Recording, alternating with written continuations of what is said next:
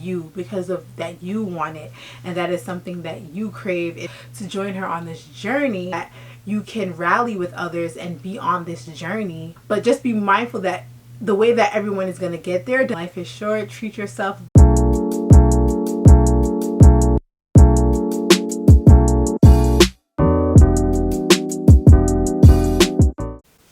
Hey guys, welcome back to my channel. My name is Natalie. My YouTube name is Coco is Here, and today we are reacting to a viral video posted by Niki Sky. So let's get right into it. If you're not already subscribed, make sure you hit the subscribe button and the notification bell. I'm a nurse practitioner. I post a lot of lifestyle videos, educational videos, and motivational videos for my followers to basically motivate them to live their most soft life, whether it's nursing or not. And in doing so, I do post quite a bit of unboxing videos, so I thought it was very fitting for me to respond. If you guys haven't already checked out the video, I believe it's at about 120+ views. It's a video of a female who has decided to get rid of her luxury purchases, mainly her handbag, as she is going through this transformation, or purge as she calls it.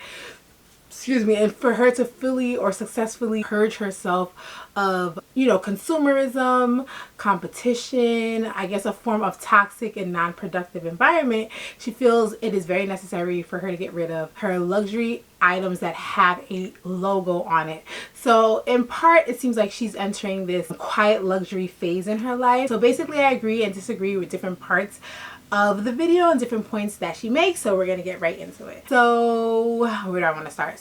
So one of the main points that she makes, and then she did make the disclaimer that if you love to buy luxury, go on ahead, but if you want to join her on this journey, you can. But basically, she's saying that she found herself in this kind of vicious consumer cycle of investing and amassing quite a bit of designer items. It seems like she was doing it more for an outward impression. So it seemed like the major driving force of her amassing or collecting these designer items is to get a reaction out of people. Ooh, this is nice, girl.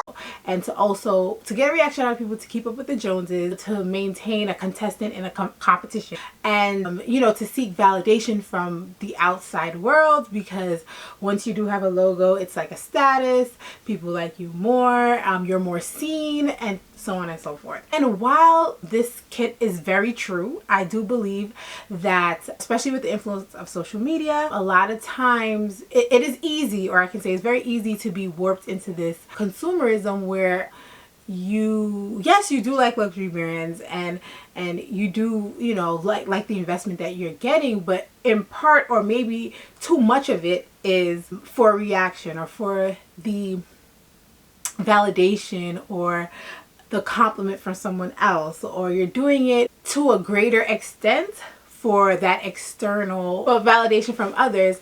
And she felt like it also bred some form of competition. Before she knew it, it sounds like she made such a lot of empty investments. Obviously, it was not making her happy, because it was more for others than herself. So she's warning you, if you're gonna make an investment, a handbag investment, to make sure that it's for your own personal choice, your own personal style.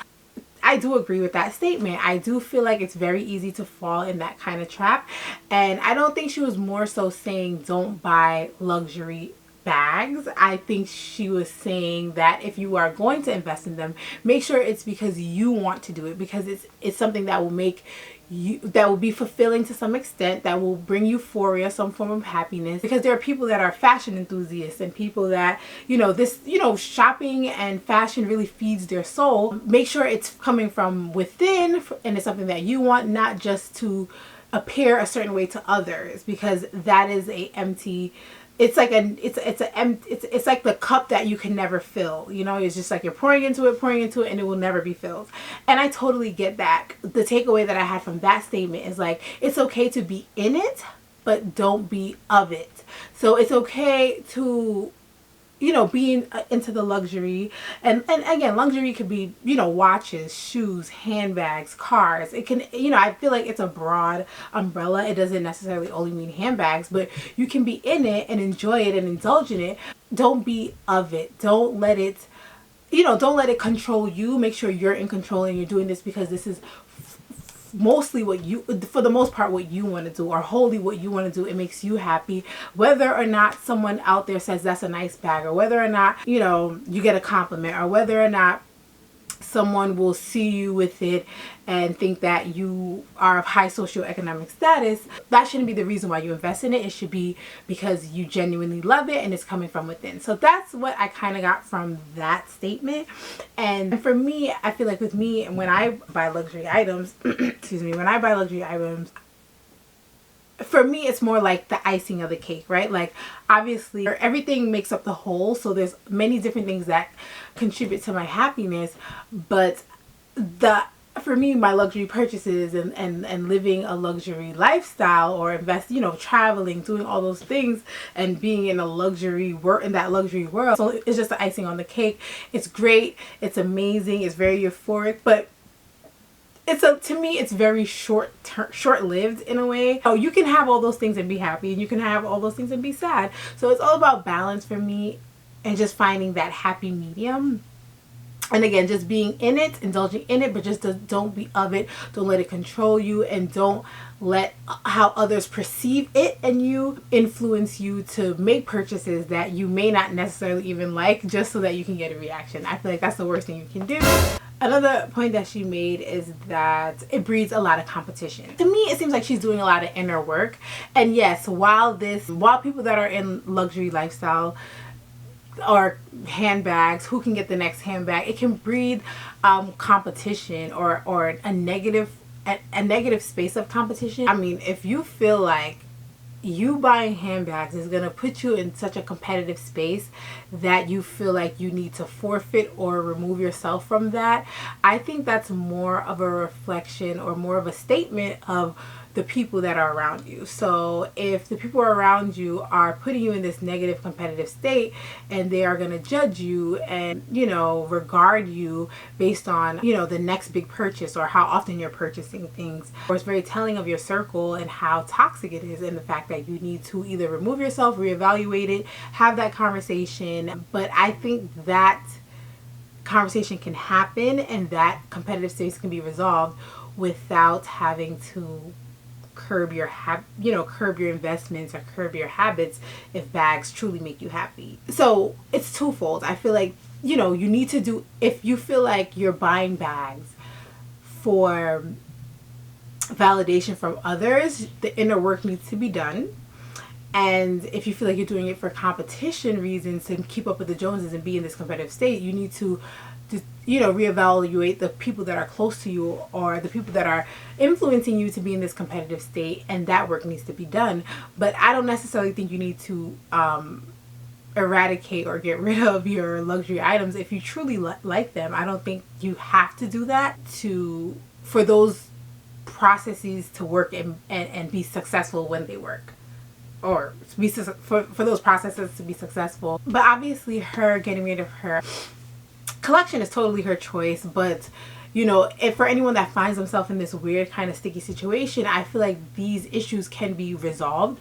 It's just important to identify that you're having this issue, and just figure out what resources you need to do to get to that, and to complete that inner work, and then what steps you have to take to reevaluate, reassess, and reconstruct your social circle. And in doing so, you don't need to get rid of your collection. That's just my humble opinion. Alrighty, so then she also mentions that people make it seem like buying a handbag is an excellent investment, and it's totally not. Unless you purchase things that are classic, that are highly coveted, then you can, it's an investment, you can profit off of it. So we see that designers are having a price increases. Notably, Chanel has been having quite a bit of price increase.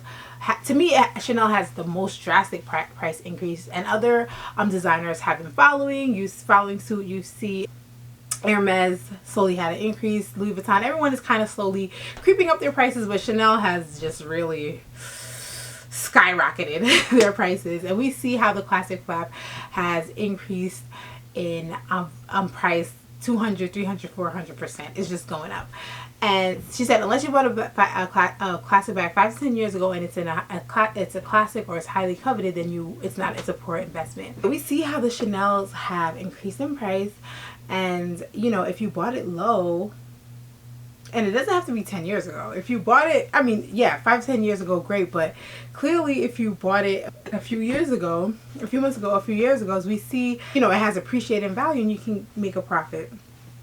So, you know, you can invest. It can be a good investment. And, you know, even if you don't get a good profit, I mean, you know, she mentioned that she wants to focus on having great memories. I mean, you can travel to an island and have such a great, amazing vacation. You buy a nice, you know, let's say you go to Italy, you buy a nice Chanel bag on that vacation. It was such a memorable vacation, and that is a core memory you have with your bag. So I feel like, you know, and it could be, again, a bag, a watch, anything of that nature. So I feel like you can have core memories with your bag. It doesn't have to take away from the moment or take away from a great memory. It doesn't have to pull you away from having great experiences. You just can't, so you just got to be in it but not of it. So you don't, you know, you're not going to be at a function and just, you know, spend your whole time staring at this bag because I love it and not socialize, have fun, and engage. You know, you're at the function, you're with your bag, you know, you take your pictures, however you know, whether you like to take pictures or not, and then you indulge and still, you know, you can still submerge yourself into the environment and have fun. I don't think a bag, you know, can remove that from you unless you give it that power. You know, it is an inanimate object at the end of the day. So, you know, and it's all about, you know, the emphasis you put on it. So again, the inner work that you should have done on your own. Even with Hermes, you see that, you know, if you're able to score Hermes, you know, in the store, you can definitely, you know, at a lower price, you can definitely upsell it or sell it for a higher price in the resale market and make a great profit that way. It's you know, it's a sector of business for quite a few people. So to just say that luxury bags are not a great investment, or it's, you know, it's not a good investment, I think that's very subjective. And I don't totally agree with that statement. If you are going into it with investment, you want to buy low, sell high, and Hermes, you know, does offer that if you're able to get your hand on the bag directly from the store and then sell it on the secondhand market, or like Fashion File or the Real. But there's certain stores like What Goes Around, New York City, or What Goes Around, which is a popular store that sells secondhand bags. And you know, the other day I was just simply browsing in there and I saw a Chanel classic flap from 1998. Okay, it seemed like it was within the size of like a medium to a, it was a size between the size of a jumbo and a maxi. It was pretty big, and it was more money than the newer classic Chanel flaps.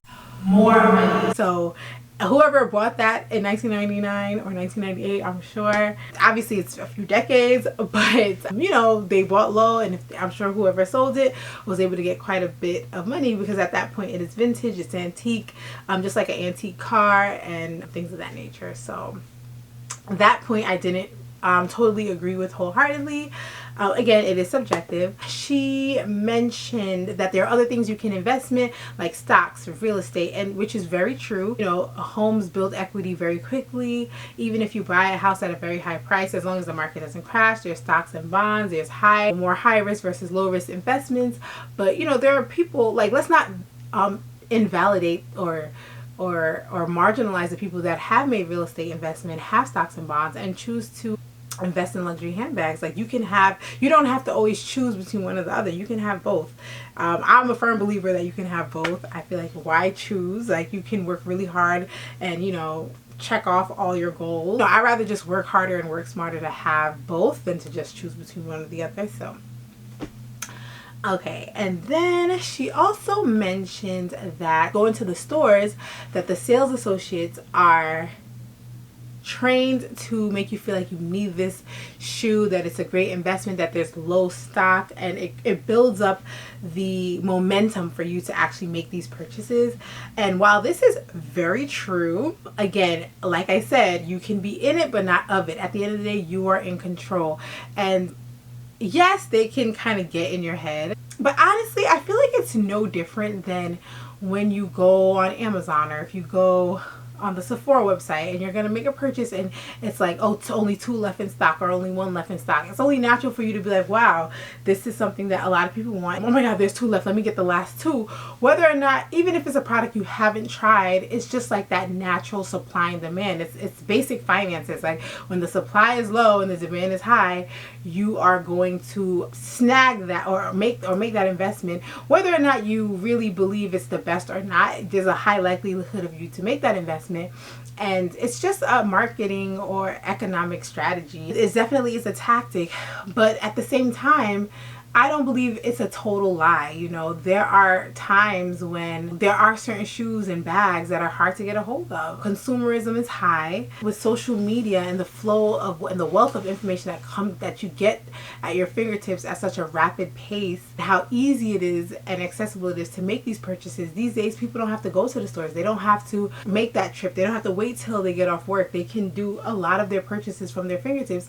When I first started buying luxury items, I haven't been buying luxury items for a long time, but I just remember it being very easy to get certain purchases. If this store didn't have it, another store had it. But lately, like, things are just selling out. And even when it comes to getting my winter attire, I start in the summer or as soon as the summer is it's winding down, because you know the demand is high and the supply is low, and sometimes if you don't make that purchase this instant and you go home and think about it, by the time you're ready to make that purchase, it's sold out and it's so much harder to get. And there are these notable Louis Vuitton boots that I really want, and I've been searching high and low for them. And when I go to the Louis Vuitton store, they either have the calf high one, I want the knee high one, and they told me that when they get it, they only get about 3 pairs and it goes. So I recently went to Paris and I went to the Louis Vuitton store hoping to get these pair of boots, and again, they didn't have them in all of France. Well, all of Paris, it was sold out. So I do believe there is, you know, I don't believe these salesmen are definitely lying. It's definitely a tactic they use. I don't think they're stretching the truth very hard or telling a stone cold lie. You know what I mean? What I can tell you that they do, though, is a lot of times when you're in the store trying something on, whether it looks nice or not on you, for some reason other salesmen and saleswomen that are just not really doing anything, or even if they are doing something or they're passing by, they always compliment you. So you know, like if you were deciding whether or not to get it, like you'll get 3 additional compliments from other salesmen or saleswomen telling you, or sales associate telling you how nice that handbag or shoes look really good on you. That I find that they do common across different designers, I guess, to kind of sway you to buy the item. But again, be in it, not of it. Maintain your control. And then lastly, she mentioned about passing down her bags to generation, and how people tell you to pass it down to generation to your daughter. In doing so, her daughter, you know, is into fashion and she loves shoes and she loves dress up, but she doesn't care whether it is expensive or not. I mean, I've never been told that I can pass on anything to my child, but in my head I feel like I can pass it down to my child, because once I decided to get into fashion as an adult, I wish my mom had an awesome vintage collection waiting for me. It would have been great. But when someone says pass it down to your daughter, I don't think they mean for your daughter to enjoy it and appreciate it as a younger child, and her child does look younger. I think this is more so when your child grows up and becomes an adult and chooses, and that's if they choose to be into fashion, because they could very well be not into fashion. So I feel like it's more so for, you know, when that child becomes an adult, when they become an adult, and as in the form of an inheritance, they will be able to have value in these bags, especially if you choose classic pieces. And even if you don't choose classic pieces, there are some really nice pieces. Some people are just not into the classic style. Some people are just not into quiet luxury. So you may not even pick up classic pieces, and your child is so enamored. So I think that was more so for an adult, when your child is an adult, and if they are into the fashion, that you can pass it down to them. So and even if your child doesn't appreciate it and doesn't care about it, they can, you know, sell it and get the money they receive. Maybe they may get less, maybe they may get more, but at the time that they are an adult, again, keep in mind that this may be vintage pieces. The resale market, like what goes around, Fashion File, The Real, may give them quite a great deal because they are now vintage. pieces, or would be considered vintage pieces at that point. When she made the point about some people say go into it because it's a good investment, or because they can pass it down to their child, or because it's a low supply, high demand, so you better get it before it sells out. I believe that these are all reasons that can encourage you to get it, or like kind of like these are additives. But ultimately, if you're gonna buy a bag because you genuinely want it, and it becomes, and it's from within, you're doing it for yourself. When I say within, if you're gonna genuinely buy a bag because you like it, you want it, this is your style, this is gonna make you happy, you're gonna feel great wearing it, and it is part of your happiness, not the whole. And whether you are on a healing journey or not, I feel like those other reasons to get it, like leaving it for your child, it's a great investment, it's a highly coveted piece, are just additives. Like, I don't think you're buying, I don't think, I mean, I guess some people are, but I think the takeaway is to just make sure you're doing it for yourself.